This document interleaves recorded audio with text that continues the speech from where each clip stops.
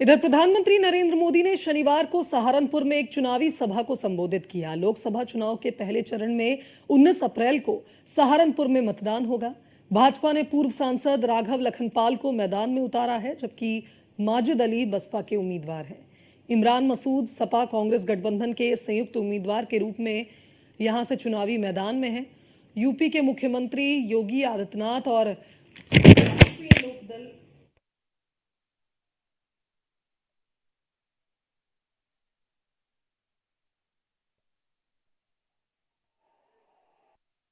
जम्मू कश्मीर से आर्टिकल 370 हटाना हमारा मिशन रहा है और ये मिशन भी पूरा हो चुका है।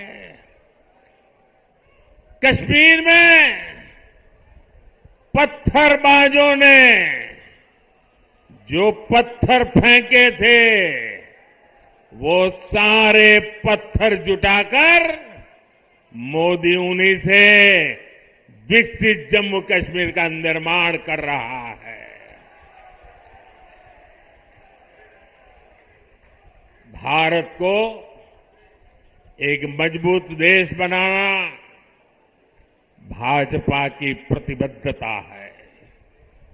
यानी जैसी भाजपा की नीयत है, जैसी निष्ठा है, नीतियां भी वैसी ही बनती है।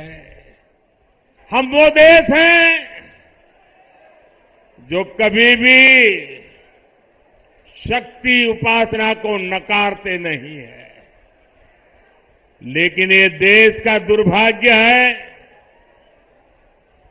कि इंडी अलायंस के लोग खुलेआम चुनौती दे रहे हैं कि उनकी लड़ाई शक्ति के खिलाफ है।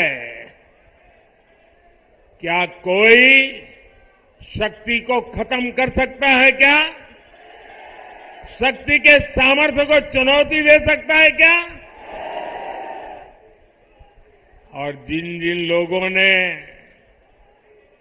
शक्ति को नष्ट करने का प्रयास किया है, उन सबका क्या हाल हुआ है वो इतिहास में, पुराणों में अंकित है। भाजपा सरकार ने सालों से चली आ रही 3 तलाक की कुप्रथा का भी अंत किया। हमने बड़ा कानून बनाकर करोड़ों मुस्लिम बहनों के हित में काम किया, उनकी गरिमा को पुनः स्थापित किया। ये सिर्फ मुस्लिम महिलाओं का भला हुआ ऐसा नहीं है, सिर्फ मुस्लिम महिलाओं को ही लाभ मिला ऐसा नहीं है। कोई भी मुस्लिम महिला किसी की बेटी होती है, किसी की बहन होती है, और जब मां बाप मुस्लिम बेटी को शादी करवाकर ससुराल भेजते हैं, कितने बड़े सपने देख करके भेजते हैं, लेकिन मन में चिंता रहती है कि कहीं दामाद नाराज हो जाए और 3 तलाक बोल दें, और अगर बेटी घर वापिस आ जाए तो पूरा परिवार तबाह हो जाएगा। एक संदेश साफ है, जीरो टॉलरेंस भ्रष्टाचार के खिलाफ हो, किसी भी प्रकार की अराजकता के खिलाफ हो। दुनिया के अंदर पहले जिन मुद्दों को छूने से लोग डरते थे, आज दुनिया ने भी मान लिया है कि आतंकवाद दुनिया की एक चुनौती है और आतंकवाद का समाधान हर हाल में होना चाहिए।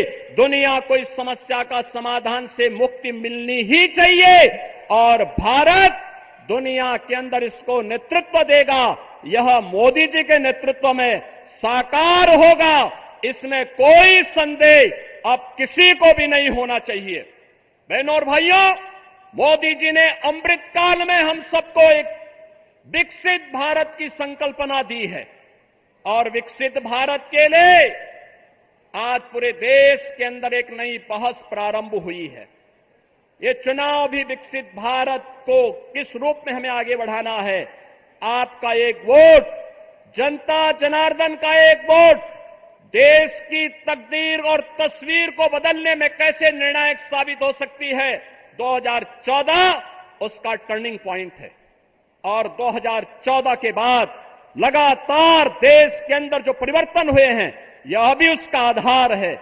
और आज इसीलिए एक वोट हमें जाति के नाम पर नहीं, संप्रदाय के आधार पर नहीं, तुष्टीकरण के आधार पर नहीं, किसी भी प्रकार के वाद के आधार पर नहीं, हमें तो केवल विकसित भारत की संकल्पना के लिए आने वाली पीढ़ी का भविष्य उज्जवल हो सके, आने वाली पीढ़ी के भविष्य को हम आगे बढ़ा सकें, इसके लिए हमारे पास एक करिश्माई नेतृत्व के रूप में मोदी जी का यशस्वी नेतृत्व हम सबके पास है और हम उनके नेतृत्व में विकसित भारत की संकल्पना को साकार होते हुए देखेंगे।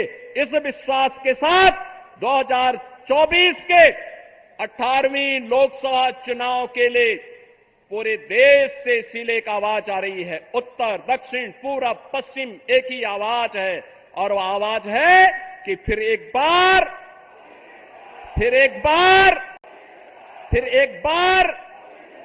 अब की